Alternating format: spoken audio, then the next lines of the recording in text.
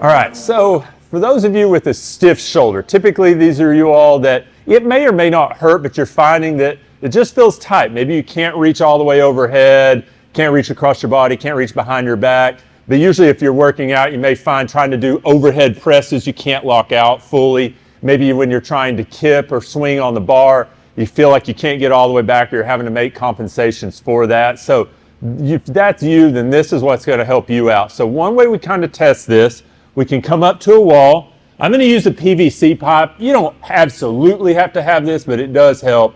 We want to sit against the wall with as much of your back of your shoulders and back of your head against the wall. I'm going to hold the PVC pipe first with my palms facing towards the ground, and I want to try to raise it up and see if I can get my hands to touch the back of my hands to touch the wall. So my arms are about shoulder width apart. If I'm successful with that, then I want to turn them around, still arms shoulder width apart with my palms facing the wall. I'm going to try again to reach overhead.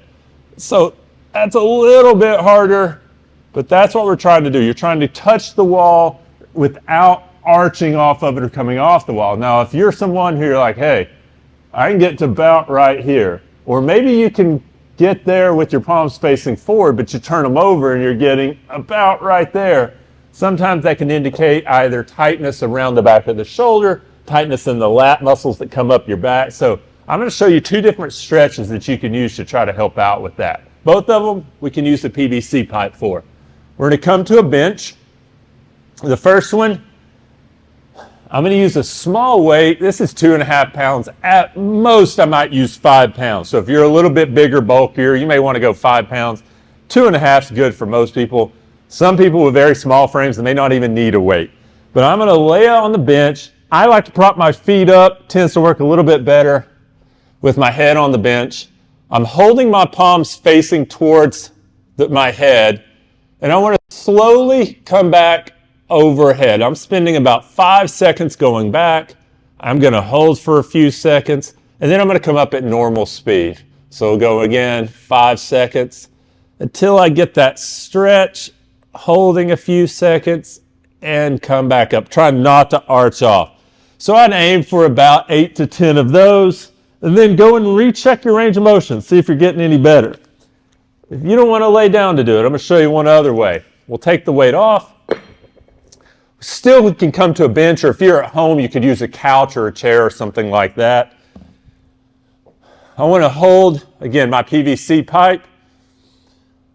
Hands facing towards my head, elbows bent, and arms about shoulder width apart.